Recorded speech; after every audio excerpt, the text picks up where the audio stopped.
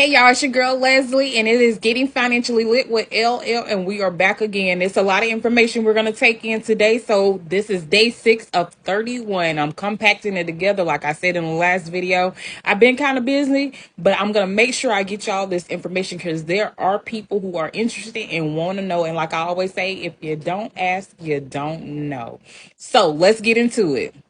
Today, we're going to talk about premium payments. Yes, how your policy is paid. And basically, when your payments are due and how often they are paid, this is referred to as modes. And your policy premiums can be paid monthly, quarterly, semi annually, and annually. Hey, did any of you know that you have a grace period with your policy? And the grace period is basically the time period after the due date the policy owner has to pay the policy premium before it lapses. Do any of you know the length of time you have to pay this particular payment before the policy actually lapses?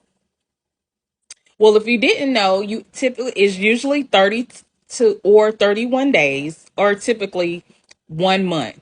Basically, you have 30 to 31 days to make this payment before your policy actually lapsing. You never want your policy to lapse. God forbid if something happened and you don't pay it within the grace period, we never want to run into those issues because you may have some of those companies that may give you a hard time with the payout and everything. So you never want to do that. So just make sure you pay it on time and within the grace period. Now, day 6 is kind of short but and simple. But I do want you guys to know this. Premiums can be level or flexible. Level basically means it stays the same. The premium stays the same. Flexible means the premiums can either increase or decrease throughout the life of the policy or the time of the policy, but they also basically depends on what type of policy you have. Again, with insurance is very deep and some of us only know the basic information.